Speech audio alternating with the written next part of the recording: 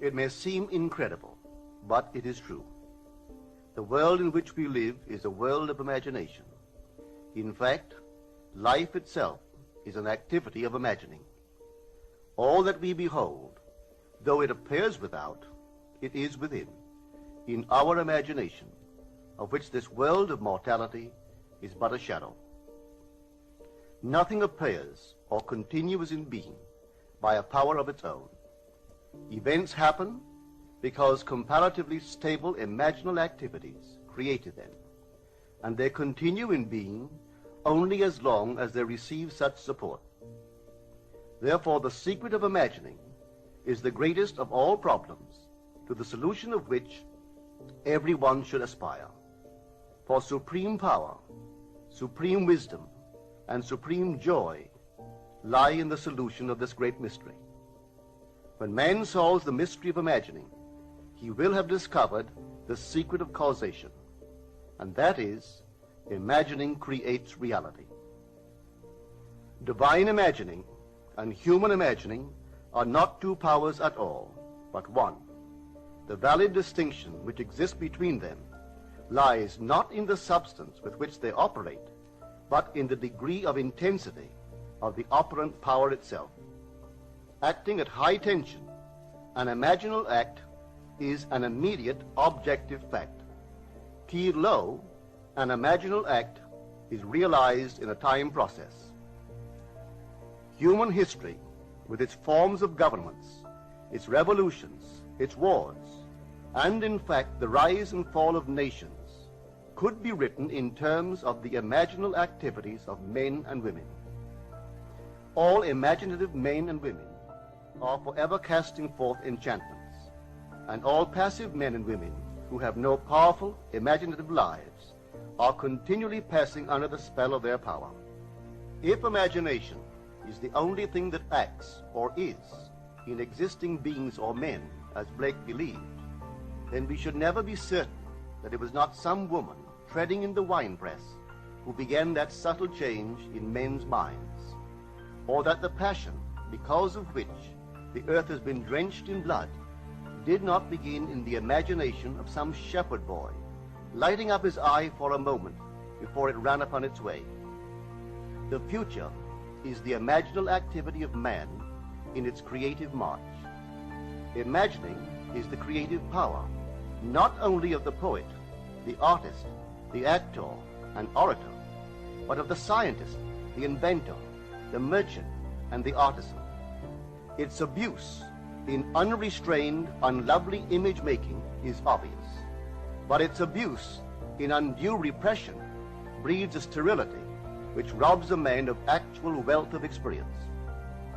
Imagining novel solutions to ever more complex problems is far more noble than to restrain or kill out desire. Life is the continuing solution of a continuously synthetic problem. Imagining creates events. Our world, created out of men's imagining, comprise unnumbered warring beliefs. Therefore, there can never be a perfectly stable or static state. Today's events are bound to disturb our yesterday's established order. Imaginative men and women invariably unsettle a pre-existing peace of mind. Hold fast to your ideal in your imagination. Nothing can take it from you but your failure to persist in imagining the ideal realized. Imagine only such states that are of value or promise well. To attempt to change circumstances before we change our imaginal activity is to struggle against the very nature of things. There can be no outer change until there is first an imaginal change. Everything we do, unaccompanied by an imaginal change, is but futile readjustment of surfaces. Imagining the wish fulfilled brings about a union with that state, and during that union, we behave in keeping with our imaginal change. This shows us that an imaginal change will result in a change of behavior. However, our ordinary imaginal alterations, as we pass from one state to another, are not transformations, because each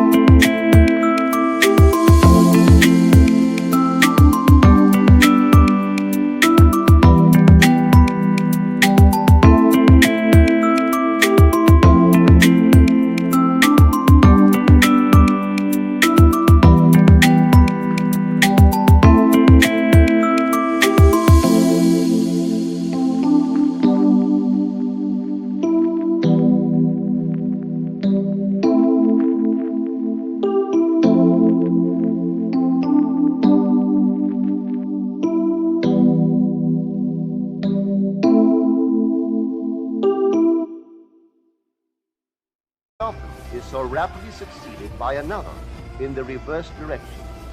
But whenever one state grows so stable as to become our constant mood, our habitual attitude, then that habitual state defines our character and is a true transformation. Now let me call your attention to the design on the cover of this record. You will notice a man sitting on a parquet, imagining himself to be in a home. This is the secret of those who lie in bed awake while they dream things true. They know how to live in their own dreams.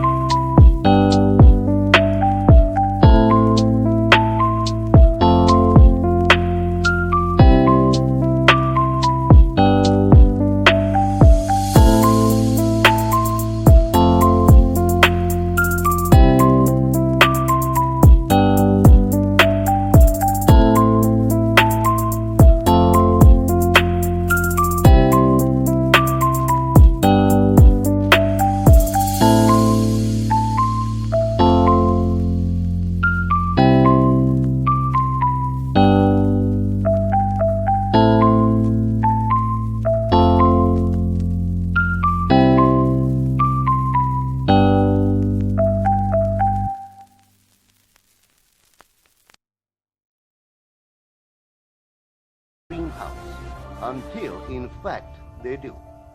Man, through the medium of a controlled waking dream, can predetermine his future. That imaginal activity of living in the feeling of the wish fulfilled leads man across a bridge of incident to the fulfillment of the dream.